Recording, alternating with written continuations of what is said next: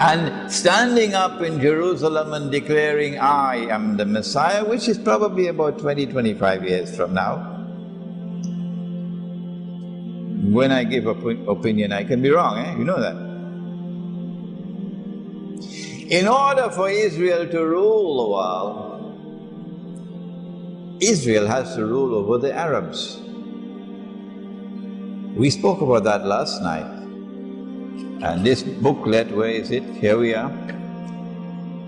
Medina returns to center stage in Akhirul Zaman. This was my topic last night in Subang Jaya.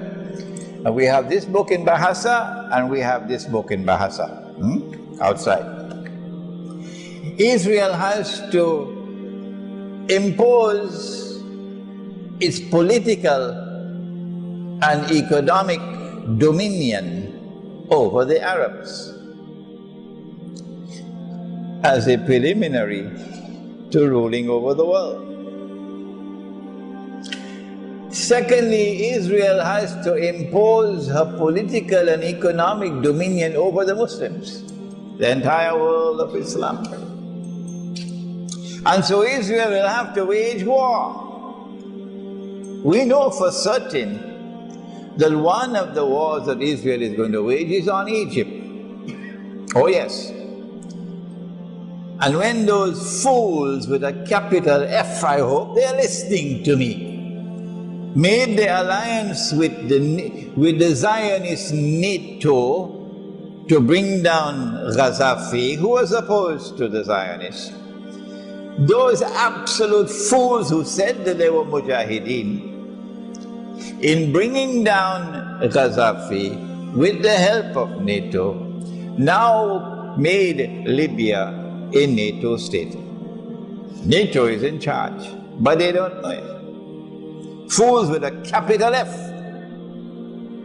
And so when the attack comes on Egypt, Egypt doesn't have a chance now.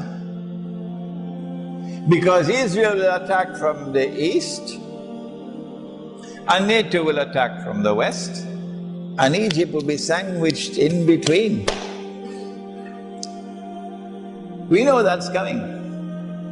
We know that Israel wants to destroy Pakistan's nuclear plants and nuclear weapons and break up Pakistan. We know that. We know that Israel wants to attack Syria, bring about regime change in Syria so that Syria could become another Libya. And those fools who were so foolish in Libya are equally foolish or even more foolish in Syria. And I'm not talking about the Mujahideen in Syria who have no links with the Zionists, none, and who would rather die than take a penny from Saudi Arabia, who have no links with Saudi Arabia, no links with Qatar, no links with Jordan, nothing at all, and who are struggling in Syria. I am not speaking about them, not at all. I'm talking about these fools who say they are Mujahideen and who are in alliance with NATO to bring down this Syrian regime. These are the ones I'm talking about.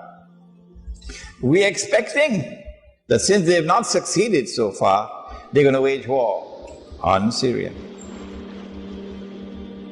It is in this scenario that we now want to introduce how Dajal is going to exploit the Sunni Shia division to his advantage in Akhirul Zaman. The answer is, he wants to provoke Sunni Shia civil war.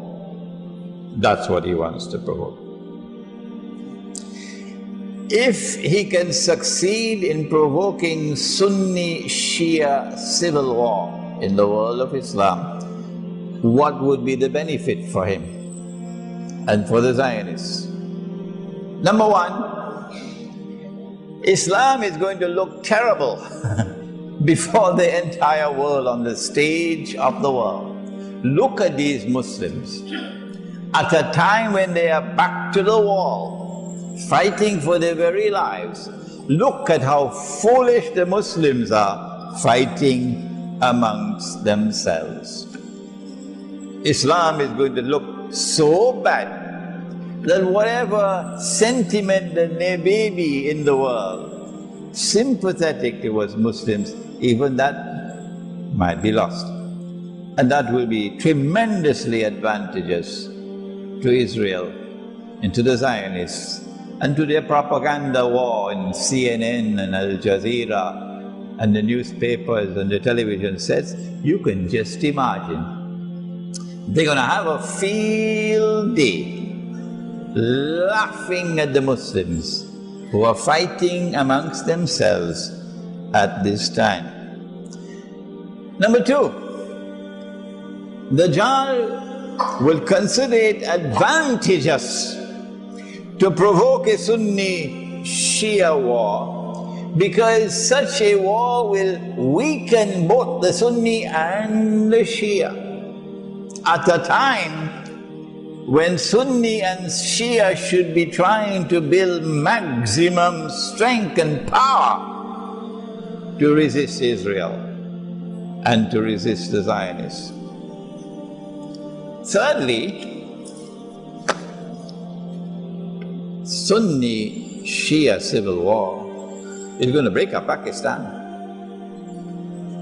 There's no way that Pakistan can survive. They are the ones who planned 9/11. And one of the reasons why they planned 9/11 is to be able to get a base in Afghanistan from which to target Pakistan,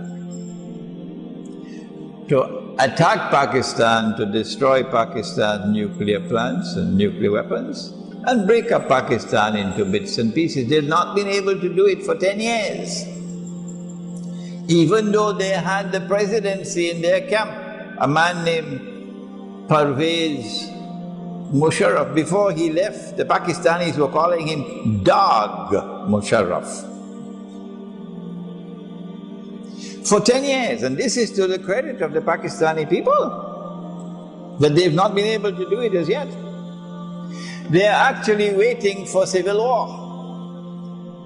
The reason why they have all the drones killing the Pakistani people and even killing the Pakistani soldiers is because they were hoping to provoke civil war in the Pakistan armed forces.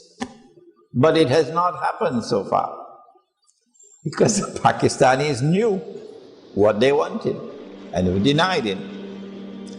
But if they succeed in provoking Shia-Sunni civil war in the world of Islam, goodbye Pakistan.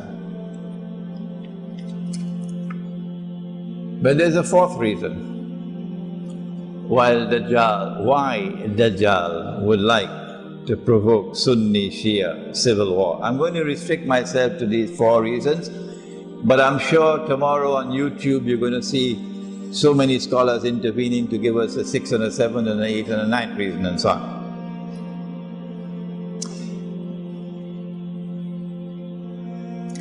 Iran is the Shia country, par excellence. Well, 25 years ago, Iran experienced a spectacular Islamic revolution. I am a student of international relations,